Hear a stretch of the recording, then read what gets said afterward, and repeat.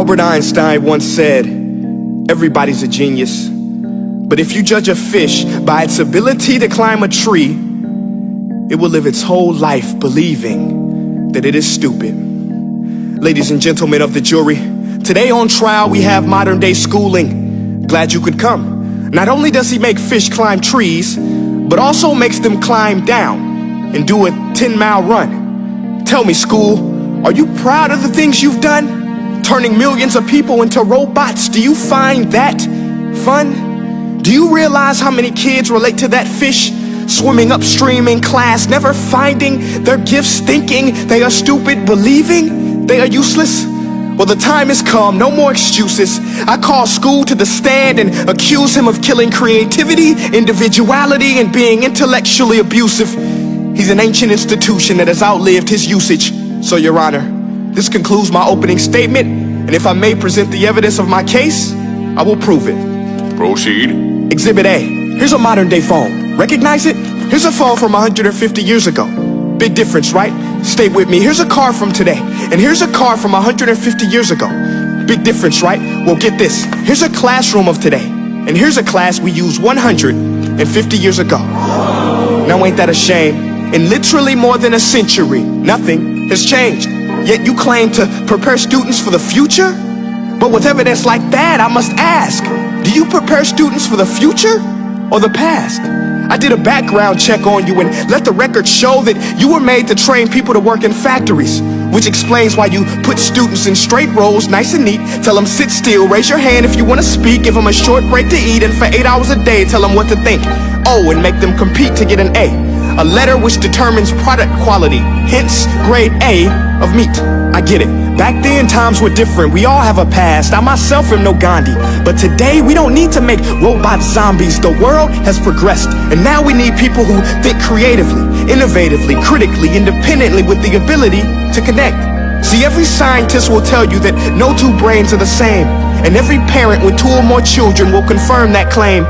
So please explain why you treat students like cookie cutter frames or snapback hats, giving them this one-size-fits-all crap. Watch your language. Sorry, Your Honor, but if a doctor prescribed the exact same medicine to all of his patients, the results will be tragic. So many people would get sick, yet when it comes to school, this is exactly what happens. This educational malpractice, where one teacher stands in front of 20 kids, each one having different strengths, different needs, different gifts, different dreams, and you teach the same thing the same way?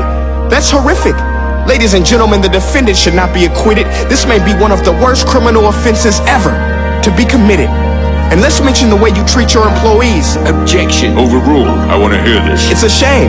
I mean, teachers have the most important job on the planet, yet they're underpaid? No wonder so many students are short-changed.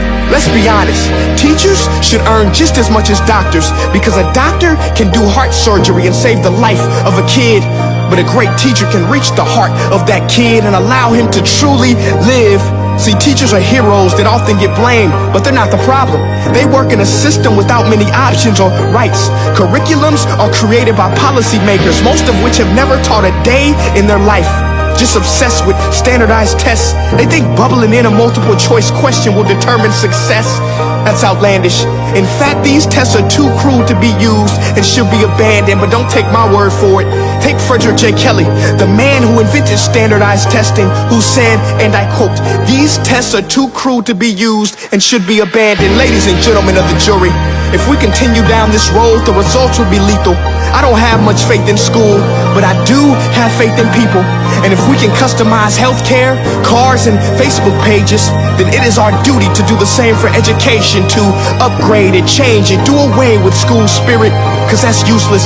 Unless we're working to bring the spirit out of each and every student, that should be our task. No more Common Core. Instead, let's reach the core of every heart in every class. Sure, math is important, but no more than art or dance. Let's give every gift an equal chance. I know this sounds like a dream, but countries like Finland are doing impressive things.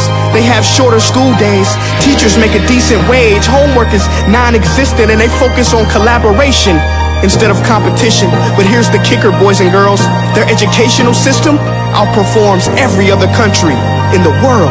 Other places like Singapore are succeeding rapidly. Schools like Montessori, programs like Khan Academy, there is no single solution.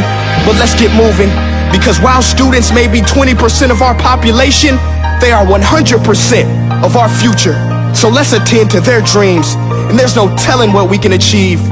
This is a world in which I believe, a world where fish are no longer forced to climb trees. I rest my case.